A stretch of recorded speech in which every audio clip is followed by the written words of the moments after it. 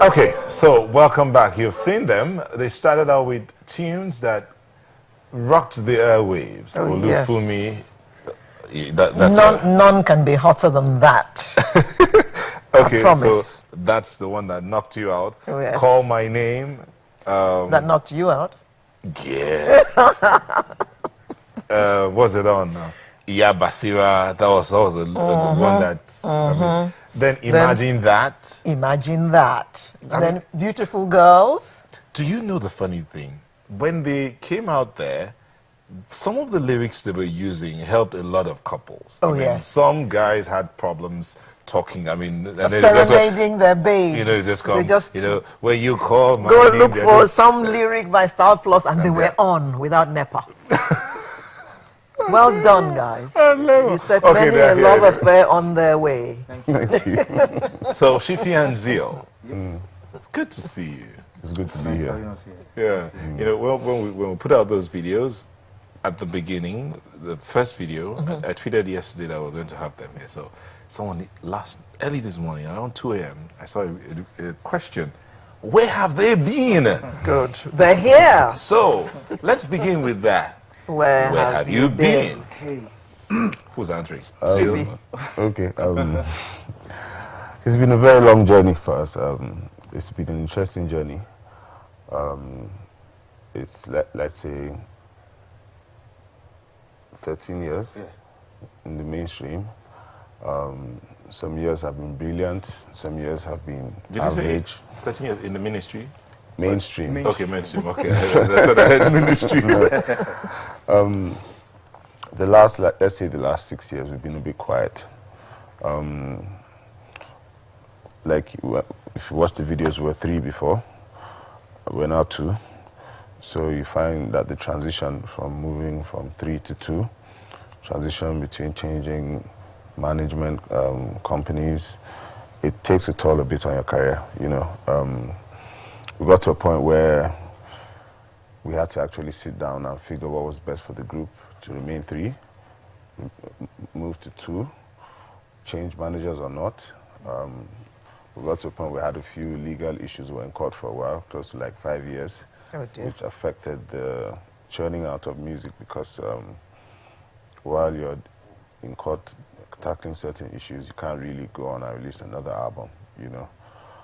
It's been an interesting 5-6 years, but I think eventually we found stability, maybe like last year, you know. So that's why, if you notice on social media, we've been more active.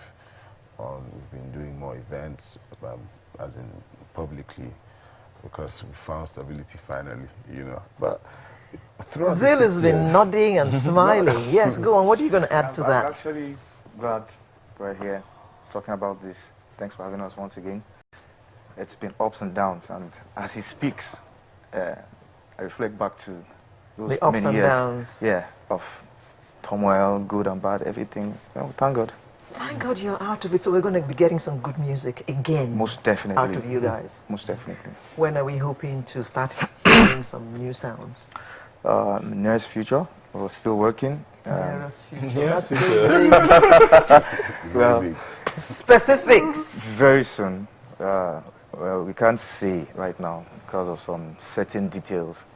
We have to, you know, so Okay. a couple of collaborations here and there. Okay. You know, our time, their time. You know, putting things together. So for now, I'd like to think within the next 2 months. Fantastic. On social media, we promised let's say January, February, they're about. but we weren't able to actualize that. So then we promised Easter. Okay. Okay. Let's see. You moved from 3 to 2. Yeah. I know Alera has a question she's going to ask you, but let me ask about this one. You and Tunde, Shifi, Tunde, and Zeal. I mean, that used to be the sequence, right? Yeah. Shifi, Tunde, and Zeal. You're still friends, right? Yeah. Yes. So you still once in a while meet. Is he part of your collaborations? It's a plan. It's part of the plan, as in to eventually feature him probably feature us, and then we have a long-term plan of probably maybe when we reached the point, because I mean the group came together in '97, so next year will probably be 20 years of knowing each other. Yeah. So we could probably wake up and decide to do like a reunion tour, and that would probably include both him and one of the other founding members, that's Yemi Akinwumi. You know, we'll now maybe do a national tour, maybe do a geopolitical zone tour, like do like 6 states, you know, just in commemoration of everything that we've been able to accomplish and in memory of Larry that passed, everything. So there are many things in the pipeline, and we just hope that everything that we have in mind, you know, that God doesn't dispose. Okay. Now, first of all, let's go back to the very beginning. You said you started you all met in 1997. Yes. How did you all meet? Were you in school together or what? Yes, we were. The funny thing is that we all kind of knew each other because we were all in the same hostel, but we didn't know. Same hostel where? Oh, FUT Akure. Federal University of Technology, Akure. Okay. But we all kind of just knew each other because we were in the same hostel, but we didn't know that we had similar musical interests. Like we listened to the same kind of music, liked the same music artists and stuff like that. Back then, Today was playing the keyboard for the campus fellowship, so he used to practice in the laundry of the hostel. So at some point at night, I went to pee. When I was passing, I just heard him playing and then went in. And I started singing alongside him. And then the next day we moved it to the room, and then Yemi was passing by, and then he just heard and joined. And we performed, 3 of us. Then Larry was an awesome alto. So he automatically, I can't remember how he joined the group, you know. Then he had always been like a Bobby Brown. Tell me about Bobby Brown. He was like, he used to do gospel, but he used to do secular at the same time. So we always knew he could sing, but there was always that, because we were supposed church boys, and he was the guy that was doing secular and doing church at the same time. So there was always this, no, that guy doesn't fit into the... But we're all friends, you know. Eventually, when Larry passed, we didn't even... It wasn't a very formal discussion. I think we just invited him for a rehearsal. And the alto that Larry was singing, he just did it. And that was it. Tell them I killed it. You know, he killed it. And it was so much easier to appreciate them because they were a cappellas. Yeah. So there was no instrumental playing in the background. So if a guy kills it, he kills it. You know, so he just came and killed it, and the remaining 3 of us, that's myself, Tunde, and Yemi, just looked at ourselves like, This is it. yes. He's in. He's in. You told us about your plans for the future. Let's look at what you were, that period when you were, besides the court cases, what are the other things you were doing? I mean, you're young men. You had a problem with your group, with your business, but did you just decide to just go quiet, or you were doing some things in the background?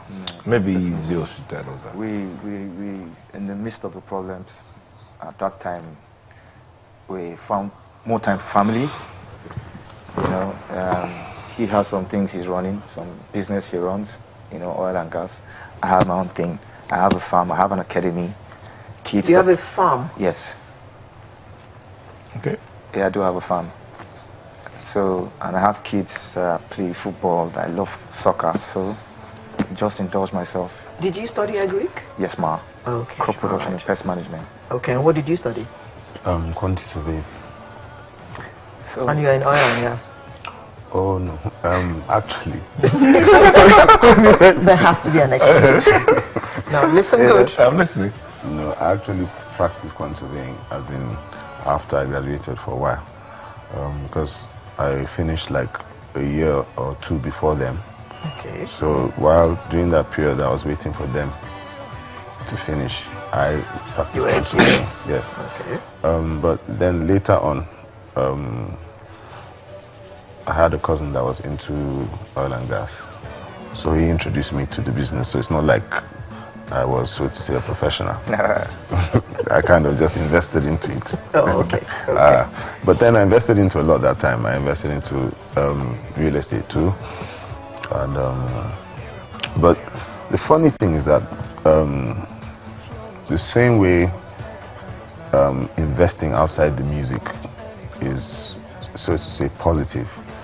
I think at some point it actually can be negative for the music in the sense that within a group like us, sometimes it sends signals like your mind is more, your energy is more invested in your personal stuff than in the music, you know.